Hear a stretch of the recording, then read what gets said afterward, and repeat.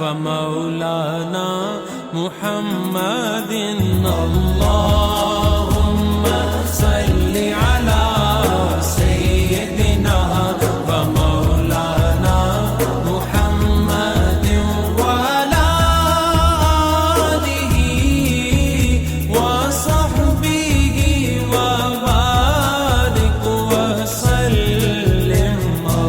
ناظرین حضرات، یہ کتاب ہم نے اپنی طرف سے پوری کوشش کی ہے کہ لفظ بلفظ کشف المحجوب میں جو لکھا ہے اسے آپ کے سامنے پیش کیا جائے، مگر پھر بھی ہم سے کوئی بھول ہوئی ہو تو داتا صاحب سے معافی چاہتے ہیں اور آپ سے درخواست کرتے ہیں کہ جہاں کوئی بات سمجھ میں نہ آ رہی ہو تو اسے آپ کشف المحجوب سے کتاب سے ملا کر صحیح معنی پتہ کر سکتے ہیں تاکہ آپ کو صحیح معلومات مل سکیں. ہم سب کو اللہ اپنے حبیب صلی اللہ علیہ وسلم کا صدقے توفیق دے کہ ہم صحیح علم حاصل کریں اور اس پر چل کر معرفت الہی حاصل کریں. اللہ تعالی ہم سب کا حامی و ناصر اور مدد کرنے والا ہے. بے شک وہی ذات ہے جس نے ہمیں پیدا کیا اور وہی ہمیں اپنی طرف لوٹانے والا ہے. فرقہ سیاریہ نمبر. اعوذ باللہ من الشیطان الرجیم. بسم اللہ الرحمن الرحیم. اللہم صلی علی سیدنا و مولانا محمد وعلی آل سیدنا و مولانا محمد وبارک وسلم. 10. فرقہ سیاریہ. سیاری فرقہ کے پیشوا حضرت ابو العباس سیاری رحمۃ اللہ علیہ ہیں، جو مرو کے امام، تمام علوم کے عالم اور حضرت ابو بکر واسطی رحمۃ اللہ علیہ کے مصاحب تھے.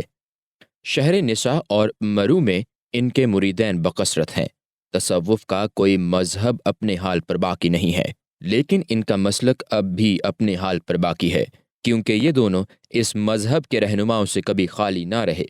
ان کے مریدین و تلامذہ نے ان کے مذہب کی ہمیشہ حفاظت کی ہے اور انہوں نے ان کے لیے بکثرت رسائل لکھے ہیں. میں نے شہر مرو میں ان کے کچھ خطوط و رسائل دیکھے ہیں جو نہایت جامع و عمدہ ہیں. سیاری مذہب کی خصوصیت جمع و تفرقہ ہے جو تمام اہل علم کے درمیان مستحمل ہے.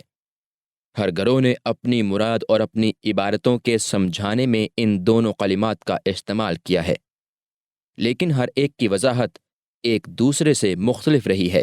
چنانچہ مذہب محاسبی میں جمع و تفرقہ سے مراد کسی چیز کے شمار میں جمع اور افتراق لیا گیا ہے، اور نحوی اور اصحاب لغت ان سے مراد ناموں کا جمع کرنا اور ان کا فرق لیتے ہیں.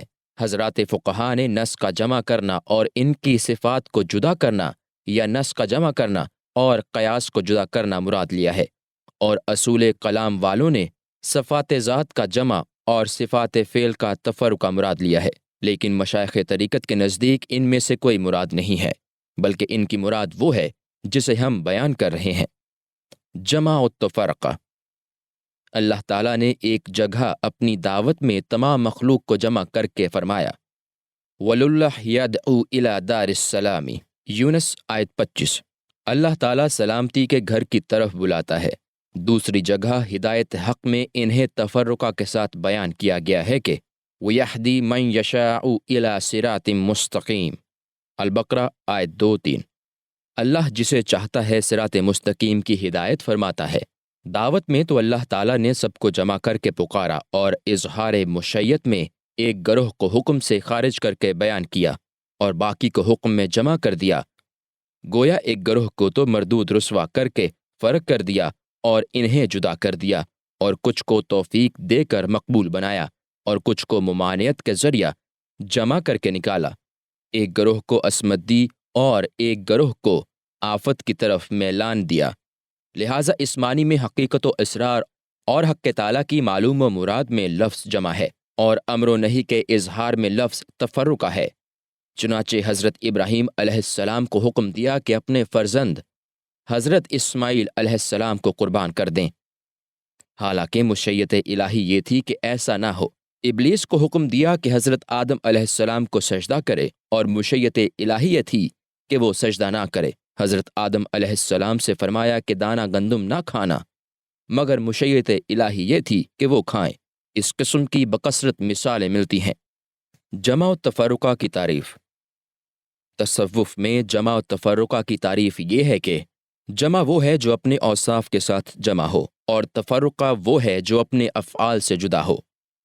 اس سے مراد مکمل ارادہ کا انقطاع اور ارادہ الہی کے اثبات میں خلل کے تصرف کا مکمل ترک ہے۔ اس تعریف پر معتزلہ کے سوا تمام اہل سنت و جماعت اور تمام مشائخ کا اجماع ہے، البتہ ان کے استعمال میں مشائخ کا اختلاف ہے۔ چنانچہ ایک گروہ ان دونوں کلمات کو توحید پر محمول کرتا ہے اور کہتا ہے کہ جمع کے دو درجے ہیں، ایک حق تعالیٰ کے اوصاف میں، دوسرا بندوں کے اوصاف میں۔ حق تعالیٰ کے اوصاف سے جس کا تعلق ہے وہ توحید کا بھید ہے، جس پر بندہ کا کوئی اختیار نہیں ہے، اور جو بندوں کے اوصاف میں ہے، اس سے مراد توحید میں صدق عقیدت اور صحت عزیمت ہے۔ یہ قول حضرت ابو علی ردباری علیہ الرحمہ کا ہے۔ دوسرا گروہ حق تعالیٰ کے اوصاف پر محمول کرتا ہے، چنانچہ وہ کہتا ہے کہ جمع حق تعالیٰ کی صفت ہے اور تفرقہ حق تعالیٰ کا فعل۔ حق تعالیٰ کے صفت و فعل میں بندے کو کوئی اختیار نہیں ہے، اس لیے کہ حق تعالیٰ کی الوہیت میں کوئی شے متنازع نہیں ہے۔ جمع ذات و صفات اسی کے لیے ہے، کیونکہ جمع اصل میں برابری کا مقتضا ہے۔ حق تعالیٰ کی ذات و صفات میں کوئی اس کا مساوی نہیں، اور اس کی جدائی میں خلق کی تفصیل و عبارت مجتمع نہیں ہے۔ اس کے معنی یہ ہیں کہ اللہ تعالیٰ کی صفات قدیم ہیں اور وہ اسی کے ساتھ مختص ہیں، اور ان کا قیام بھی اسی کے ساتھ ہے، اور ان کی خصوصیات بھی اسی سے وابستہ ہیں۔ چونکہ حق تعالیٰ کی ذات و صفات میں دوئی نہیں ہے اور نہ اس کی وحدانیت میں فرق و اردد روا ہے، اس لحاظ سے جمع کا استعمال حق تعالیٰ کے سوا کسی اور کے لیے جائز نہ ہوگا۔ لیکن حکم میں تفرقہ اللہ تعالیٰ کے افعال سے متعلق ہے، کیونکہ تمام احوال متفرق ہیں۔ کسی کے لیے وجود کا حکم ہے اور کسی کے لیے عدم کا، اس لحاظ سے جمع کا استعمال ہوا۔ اس میں ایک کو فنا کا حکم ہے اور دوسرے کو بقا کا حکم۔ ایک گروہ وہ ہے جو تفرقہ کو علم الہی پر محمول کرتا ہے، چنانچہ وہ کہتا ہے کہ توحید کا علم جمع اور احکام کا علم تفرقہ ہے، اس لحاظ سے علم اصول جمع اور علم فروغ تفرقہ ہوں گے۔ ایک بزرگ کا قول یہ ہے کہ جس پر اہل علم کا اجماع ہو وہ جمع، اور جس میں ان کا اختلاف ہو وہ تفرقہ ہے۔ لیکن جمہور محققین تصوف کی عبارات و اشارات میں تفرقہ سے مقاصب بندے کے اختیاری اعمال اور جمع سے مواہب، مجاہدے اور مشاہدے مراد لیے ہیں۔ لہٰذا جو بندہ مجاہدے کا ذریعہ واصل بحق ہو وہ تفرقہ ہے، اور حق تعالیٰ کی طرف سے بندہ پر جو خاص عنایت و ہدایت ہو وہ جمع ہے، اور بندے کی عزت و تکریم اس میں ہے کہ وہ اپنے وجودی افعال اور جمال حق کے لیے مجاہدے کی قدرت میں اپنے افعال کی آفتوں سے محفوظ رہے، اور اپنے افعال کو بعطائے فضل الہی جان کر مشاہدے کو ہدایت الہی کے دامن میں منفی دیکھے۔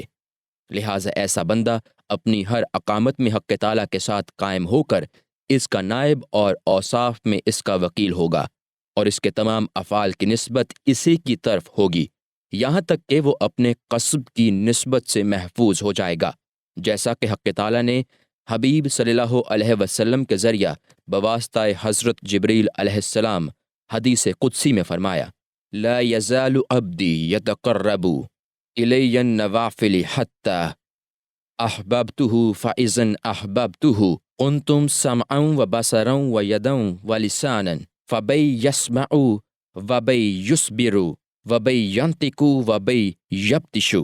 بخاری شریف۔ میرا بندہ نوافل کے ذریعہ میری قربت کا ہمیشہ خواہاں رہتا ہے، یہاں تک کہ میں اسے اپنا محبوب بنا لیتا ہوں۔ پھر جب میں اپنے کسی بندے کو اپنا محبوب بنا لیتا ہوں تو میں اس کے کان، آنکھ، ہاتھ اور زبان ہو جاتا ہوں۔ وہ مجھ سے سنتا ہے، مجھ سے ہی دیکھتا ہے، مجھ سے ہی بولتا ہے اور مجھ سے پکڑتا ہے۔ مطلب یہ ہے کہ ہمارا بندہ مجاہدے کے ذریعہ جب ہمارا مقرب ہو کر محبوب ہو جاتا ہے تو ہم اس کے وجود کو اسی سے فنا کر دیتے ہیں اور اس کے افعال کی نسبت کو اس سے اٹھا لیتے ہیں، حتیٰ کہ وہ ہمارے ذریعہ ہی سنتا ہے جو وہ سنے، اور ہمارے ہی ذریعہ بولتا ہے جب وہ بولے، اور ہمارے ہی ذریعہ دیکھتا ہے جب وہ دیکھے اور ہمارے ذریعہ پکڑتا ہے جب وہ پکڑے۔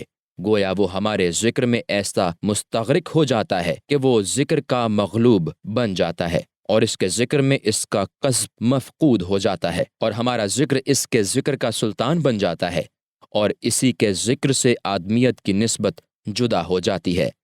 لہٰذا اس کا ذکر ہمارا ہی ذکر ہوگا، حتیٰ کہ بحالت غلبہ وہ اسی کے ساتھ موصوف ہوگا۔ چنانچہ حضرت بایزید بسطامی رحمۃ اللہ علیہ غلبہ حال میں نعرہ لگاتے ہیں کہ پاکی ہے مجھے کتنی ہی بڑی میری شان ہے۔ یہ جو کچھ فرمایا حق تعالیٰ کی گفتار سے تھا، اور جو کچھ کہا حق کہا۔ حضور اکرم صلی اللہ علیہ وسلم نے فرمایا الحق ینطق علی لسان عمر۔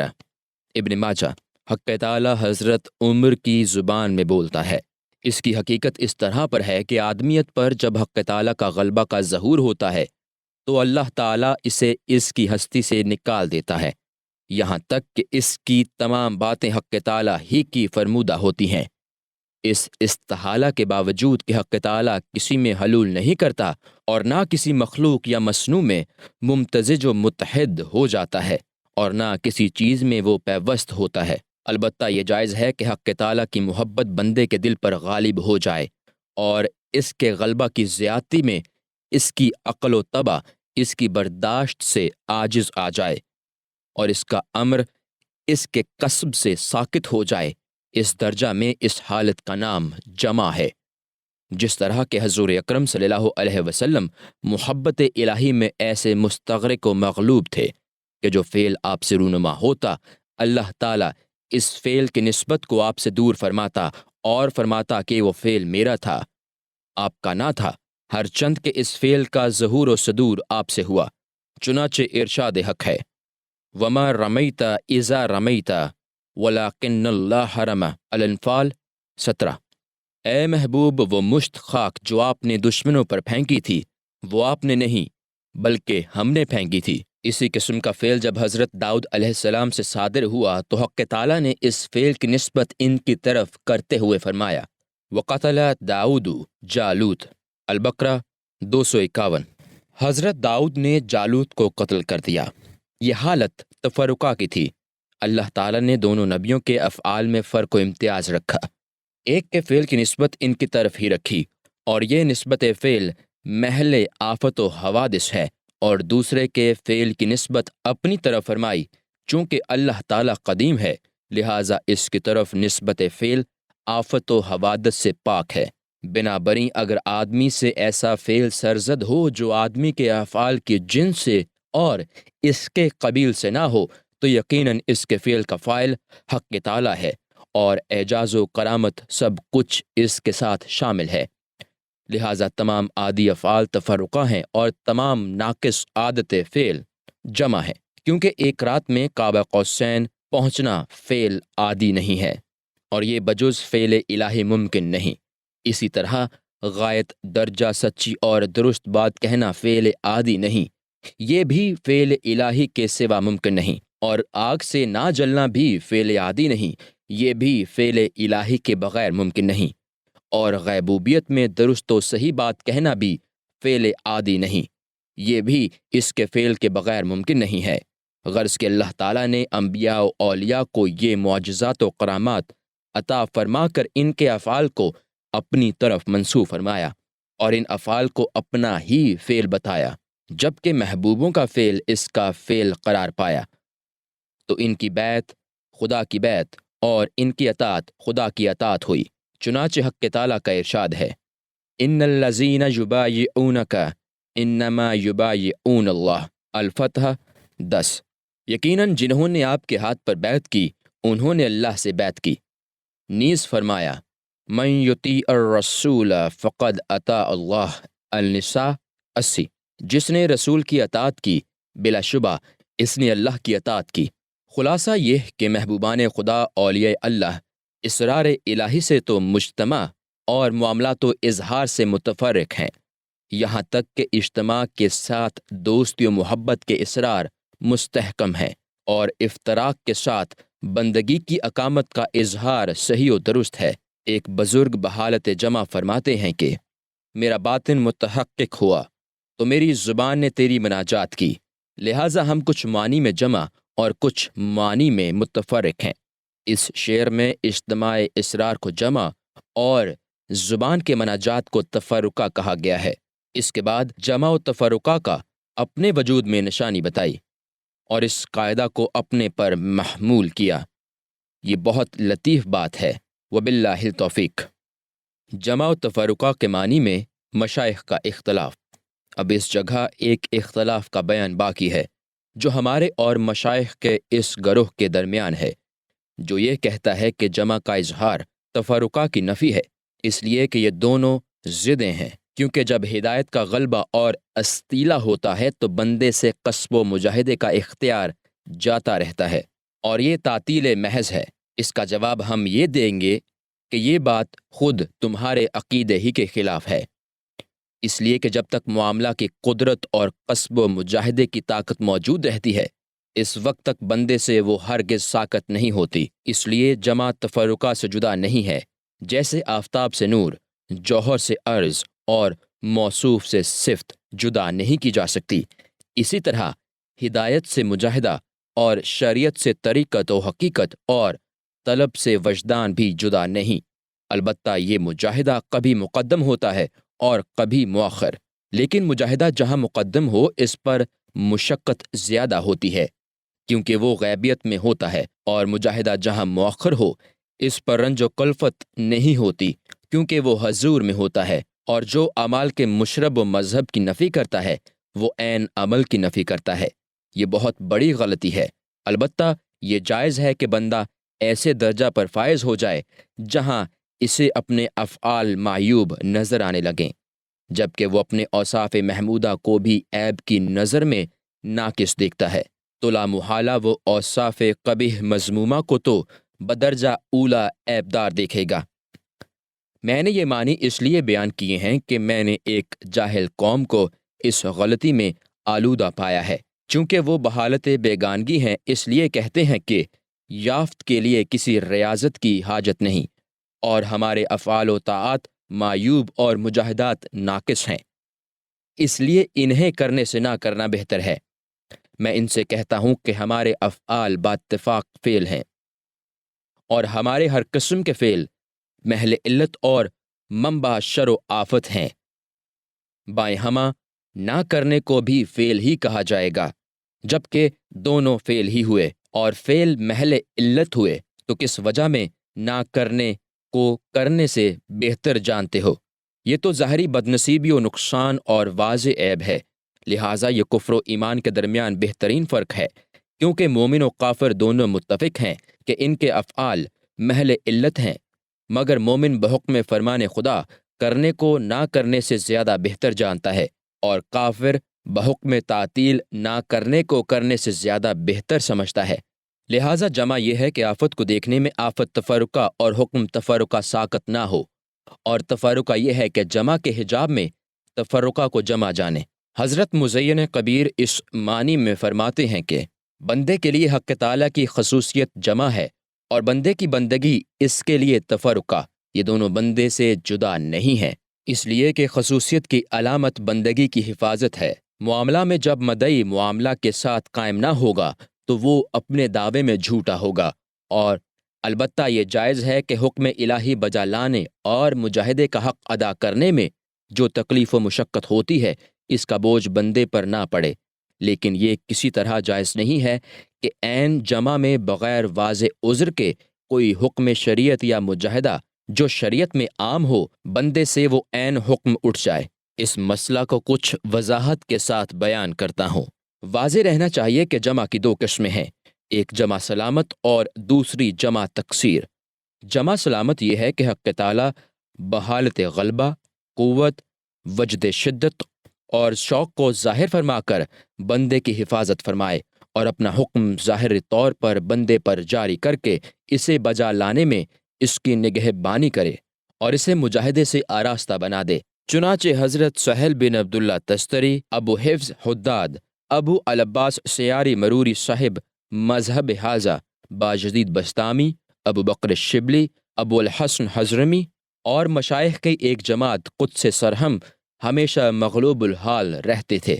بائیں ہمہ جب بھی نماز کا وقت آتا تو وہ اپنے حال پر لوٹ آتے ہیں، اور جب نماز ادا کر چکتے تو پھر مغلوب الحال ہو جاتے تھے، اس لیے کہ جب تک تم محل تفرقہ میں ہوگے تو تم ہوگے اور خدا کا حکم بجا لانا تم پر لازم ہوگا، اور جب حق تعالیٰ تمہیں جذب کر کے مغلوب الحال بنا دے گا تو بہتر ہے کہ حق تعالیٰ اپنے حکم میں دو باتوں میں تمہاری حفاظت کرے گا، ایک یہ کہ بندگی کی علامت تم سے نہ اٹھے، اور دوسرے یہ کہ وعدے کے حکم پر قائم رکھے، کیونکہ اس کا ارشاد ہے کہ میں کبھی بھی شریعت محمدی کو منسوخ نہ کروں گا۔ اور جمع تقصیر یہ ہے کہ بندہ حکم میں دیوانہ اور مدہوش ہو جائے اور اس کا حکم پاگلوں کی مانند بن جائے، ایسا شخص معاملہ میں معذور ہوتا ہے، اور پہلا شخص مشکور، اور جو مشکور ہوتا ہے اس کے حالات دوسرے کے مقابلہ میں زیادہ قوی ہوتے ہیں، کیونکہ دوسرا ہر حال میں معذور ہے۔ یاد رکھنا چاہیے کہ جمع کے لیے نہ کوئی مخصوص مقام ہے اور نہ کوئی ایک حال، کیونکہ جمع اپنے مطلوب کے معنی میں ہمت کا جمع کرنا ہے، چنانچہ کسی دوسرے کے لیے اس معنی کا کشف مقامات میں ہوتا ہے اور کسی گروہ کا کشف احوال میں ہوتا ہے، اور دونوں وقتوں میں صاحب جمع کی مراد نفی مراد سے حاصل ہوتی ہے، اس لیے کہ تفرقہ جدائی ہے اور جمع وصل و ملاپ، اور یہ قول تمام احوال میں صحیح و درست ہے، جیسا کہ حضرت یعقوب علیہ السلام کی ہمت حضرت یوسف علیہ السلام کے ساتھ جمع تھی، کیونکہ انہیں حضرت یوسف علیہ السلام کے سوا کچھ نظر نہیں آتا تھا۔ اسی طرح مجنون کی ہمت لیلا کے ساتھ جمع تھی، کیونکہ اسے لیلا کے سوا کچھ نظر آتا ہی نہ تھا، اسے سارے جہاں میں ہر چیز کے اندر لیلا نظر آتی تھی۔ اس قسم کی بے شمار مثالیں ہیں۔ حضرت بایزید بسطامی رحمۃ اللہ علیہ ایک دن حجرے میں تشریف فرما تھے، کسی نے دستک دی اور پوچھا کیا بایزید حجرے میں ہے؟ انہوں نے فرمایا بجز حق کے حجرے میں کوئی دوسرا نہیں ہے۔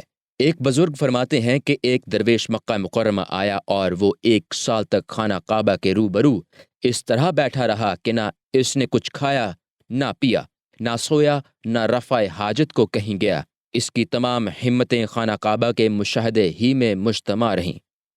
اس نے اپنے آپ کو خانہ کعبہ سے اس طرح منسوب کر دیا کہ اس کا دیدار ہی اس کے جسم کی غذا اور اس کی روح کی توانائی بن گئی۔ ان حقائق کی اصل یہ ہے کہ اللہ تعالیٰ نے اپنی محبت کے خمیر کو، جو کہ جوہر ہے، حصہ حصہ کر کے اس کا ایک ایک حصہ اپنے محبوب کے لیے اس کی تقدیر و لیاقت کے موافق مخصوص کر دیا ہے۔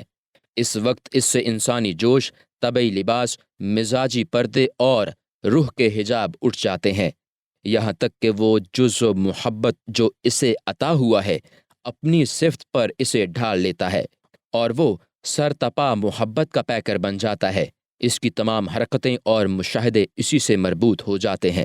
اسی بنا پر ارباب معانی و اصحاب زبان اس کیفیت کو جمع کے نام سے موسوم کرتے ہیں۔ اسی معنی میں حضرت حسین بن منصور فرماتے ہیں کہ یعنی حاضر ہوں اے میرے سردار، اے میرے مولا، حاضر ہوں اے میرے مقصد و معنی، اے ذات تو میرے وجود کا عین ہے، اے منتہا تو میری ہمتوں کا منتہا ہے، اے مجھے گویائی دینے والے، میرا کلام، میرا اشارہ اور میرا کہنا تو ہی ہے، اے میرے کل کے کل، اے میرے کان اور میری آنکھ، اے میرے تمام بدن اور میرے کل اعضاء و اجزاء، سب تجھ سے ہی ہیں۔ لہٰذا جو اپنی صفات میں مستعار ہوتا ہے وہ اپنی ہستی میں عار اور لائق شرمسار ہوتا ہے، اور دونوں جہان میں اس کی توجہ کفر ہوتی ہے، اور موجودات میں اس کی ہمت موجب ذلت و رسوائی ہوتی ہے۔ ارباب زبان کا ایک گروہ اپنی عبارت و بیان کو مشکل و محیر العقول بنانے کے لیے جمع الجوامع یعنی جمع کی جمع بول جاتے ہیں۔ اگرچہ یہ کلمات عبارت میں تو اچھا ہے، مگر معنی میں یہی بہتر ہے کہ جمع کی جمع نہ بولا جائے، اس لیے کہ اولاً تفرقہ ہو تو اس پر جمع درست ہو سکتی ہے، اور جبکہ جمع خود جمع ہے تو تفرقہ کیسے ہوگا، اور جمع کو اپنے حال سے کیسے گرایا جائے گا۔ اسی طرح یہ عبارت یعنی جمع الجمع تہمت کی جگہ بن جائے گی، اس لیے کہ جو جمع ہو جائے وہ فوق و تحت میں اپنے سے باہر نہیں دیکھ سکتا، تم نے نہیں دیکھا کہ رسول اللہ صلی اللہ علیہ وسلم کو شب معراج سارا جہاں دکھایا گیا مگر آپ نے کسی چیز کی طرف التفات نہ فرمایا، چونکہ آپ جمع کے ساتھ جمع تھے اور مجتمع کو مشاہدے کی تفریق جدا نہیں کر سکتی، اور وہ تفرقہ کو نہیں دیکھتا، اسی لیے اللہ تعالیٰ نے فرمایا مزاغ البصر وما طغى، النجم 17۔ محبوب کی آنکھ نہ ادھر ادھر پھری اور نہ حد سے گزری۔ میں نے اس معنی میں ایک کتاب بنام کتاب البیان لأہل العیان شروع میں لکھ دی ہے، اور کتاب بحر القلوب میں جمع کے بیان میں چند واضح فصلیں تحریر کر دی ہیں۔ اس جگہ اظہار حقیقت کے لیے اتنا ہی کافی ہے کہ سیاری مذہب تصوف میں مقبول و محقق ہے۔ اب میں ان نام نہاد صوفیوں کی طرف متوجہ ہوتا ہوں جو ملحدین کا گروہ ہے، اور ان کی عبارتوں کو بیان کرتا ہوں جن کو پھیلا کر وہ خود ذلیل و خوار ہوئے ہیں اور اپنی عزت گنوائی ہے۔ ضروری ہے کہ ان کی غلطیاں ظاہر ہو جائیں اور صاحب ارادت ان کے جھوٹے دعووں اور ان کے مکر و فریب سے محفوظ ہو جائیں اور خود کو ان سے بچائیں۔ والامر قل بیدہ۔ 11۔ ملحدوں کے حلولی فرقے۔ حلولیوں کے دو مردود گروہ ہیں جو صوفیہ کے ساتھ محبت کا دم بھرتے ہیں، مگر حقیقت میں وہ اپنی گمراہی کے اندر ایک دوسرے سے بڑھ کر ہیں۔ اللہ تعالیٰ ان پر رحم فرمائے۔ فماذا بعد الحق الا الضلال فانا تصرفون۔ یونس آیت 32۔ اب حق کے بعد گمراہی کے سوا کچھ نہیں، تم کہاں بھٹک رہے ہو؟ ایک مردود گروہ اپنا پیشوا ابو حلمان دمشقی کو بتاتا ہے اور ان کی طرف ایسی روایتیں منسوب کرتا ہے جو ان کے برخلاف ہیں، جن کو مشائخ اپنی کتابوں میں ان سے منقول لکھ چکے ہیں، اور مشائخ ان کو ارباب ولایت میں سے جانتے ہیں، لیکن ملحد و بے دین گروہ ان کی طرف حلول و امتزاج اور نسخ ارواح کی باتیں منسوب کرتے ہیں۔ میں نے مقتدمین کی کتابوں میں ان کے اوپر تانوں کو پڑھا ہے، اور علماء اصول بھی ان کے ساتھ اسی قسم کا برتاؤ کرتے ہیں۔ صحیح حقیقت حال کو اللہ ہی بہتر جانتا ہے۔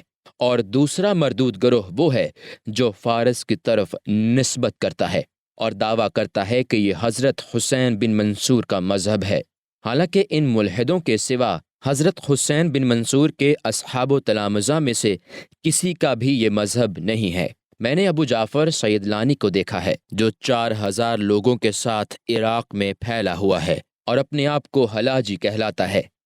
ان کے اقوال کے سبب فارس پر تمام بزرگ لعنت کرتے ہیں، حالانکہ حضرت حسین بن منصور کی مصنفات میں بجز تحقیق کے کسی قسم کی لغویت نہیں ہے۔ حضرت سیدنا داتا گنج بخش رحمۃ اللہ علیہ فرماتے ہیں کہ میں نہیں جانتا کہ فارس اور ابو حلمان کون ہیں اور ان کے کیا اقوال ہیں، لیکن جو بھی کوئی ایسی بات کا قائل ہو جو توحید و تحقیق کے خلاف ہو، دین میں اس کا کوئی حصہ نہیں، چونکہ دین میں جو چیز اصل ہے وہ توحید و تحقیق کا استحکام ہے، جبکہ وہ اس میں ہی مستحکم نہیں تو تصوف جو کہ دین کی فرع اور اس کا نچوڑ ہے بدرجہ اولا خلل پذیر ہوگا، اس لیے کہ ظہور کرامت کشف اور مشاہدہ آیات الہیہ اہل توحید اور دینداروں کے ساتھ مخصوص ہے۔ ان باطل اقوال کے ماننے والوں کی روح میں تو سراسر غلطیاں ہی غلطیاں ہیں، انہیں دین و ولایت سے کیا علاقہ۔ اب میں قانون سنت کے مطابق ان کے احکام اور ملحدوں کے اقوال و مغالطے اور ان کے شبہات کو بیان کرتا ہوں تاکہ تم جان سکو کہ اس میں کتنے فساد پھیلائے گئے ہیں۔ وباللہ التوفیق۔